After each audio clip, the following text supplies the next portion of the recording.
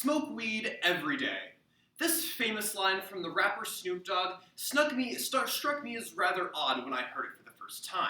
After all, my teachers, parents, and church leaders had always told me that if I ever came within 300 feet of marijuana, it would seemingly instantly ruin my life and plunge me out of school.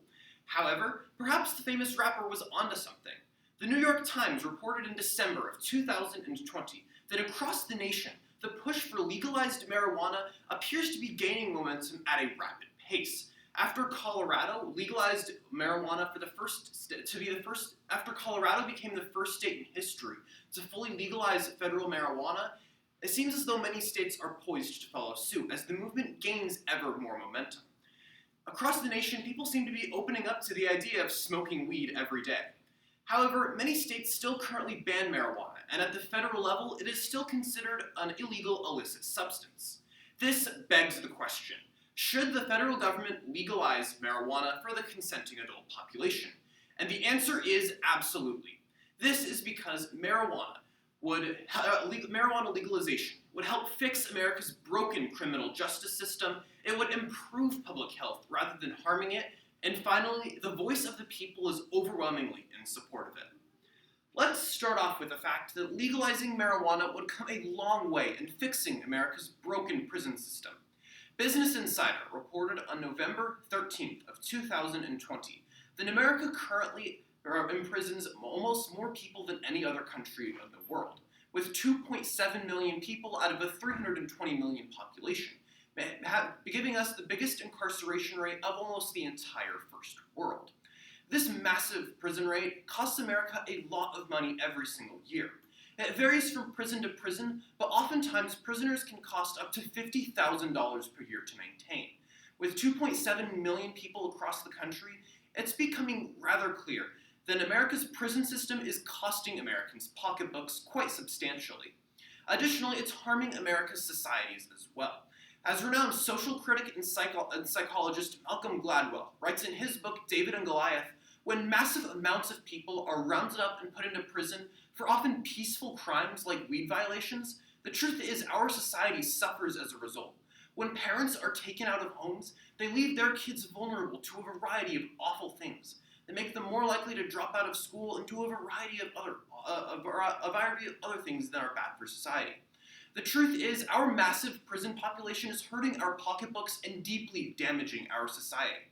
As Time magazine reported on February 15th of 2021, legalizing marijuana for the adult population would be a substantial blow in fixing America's broken criminal justice system.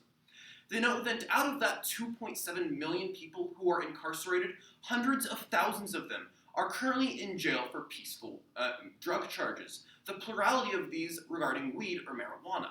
The truth is, if we were to legalize marijuana for the adult population, we would take hundreds of thousands of people out of jail. We would save Americans who knows how much in tax money and fix a lot of problems with our society.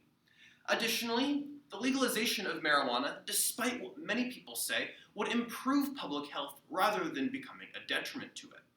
As the Omaha World Herald, my favorite local newspaper, put it in March of 2021, currently one of the biggest arguments in favor of legalizing marijuana, particularly medical marijuana, is the fact that it can help out a lot of people who are going through horrific mental illnesses. They use one particular example of a soldier who had been struggling with PTSD ever since he got back home from Iraq.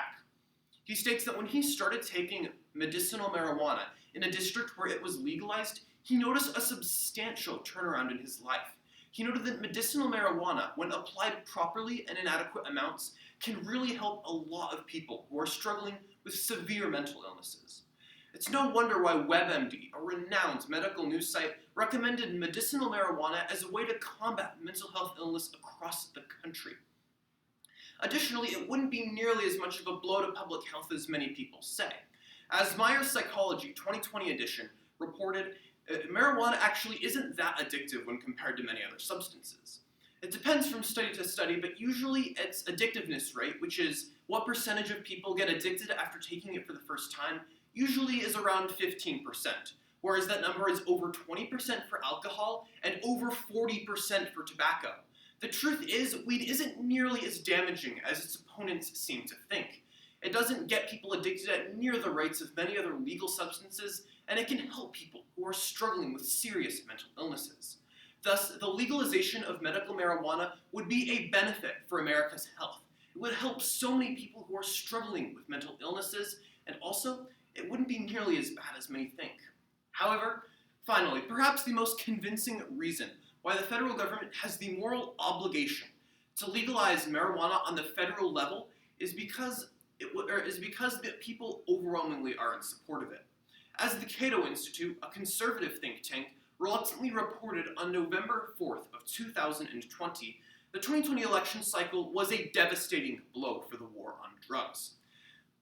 Many states took the 2020 elections as an opportunity to put weed legalization on the ballot, in an effort to see what their citizens thought of it, and the results were overwhelming. Across the entire country, somewhere between 55 and 65% of the population are in support of medical marijuana. At the time, the full results weren't in yet. However, what was also extremely intriguing was the fact that this applied to conservative states as well. Business Insider reported on November 4th of 2020 that many conservative states, like South Dakota, voted 53% in favor of legalizing marijuana. The overwhelmingly conservative Montana voted 57% in favor. The truth is, legalized marijuana is no longer becoming a partisan issue that huge amounts of people are overwhelmingly against. The truth is, the American people are starting to agree with the proponents of legalized marijuana. America is a country run by the people and for the people. If the American people didn't get their wish for legalized marijuana, it would make the US appear an undemocratic country. Thus, it is the nation's moral obligation to legalize weed, because our citizens are already overwhelmingly in favor of it. To conclude, today we discussed legalized marijuana, more specifically, whether the federal government should legalize it at the federal level.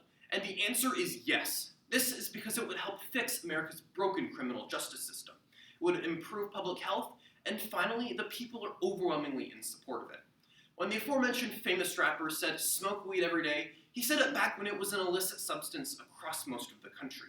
However, soon, many Americans may be able to satiate their lust for illegal weed. And this is a good thing.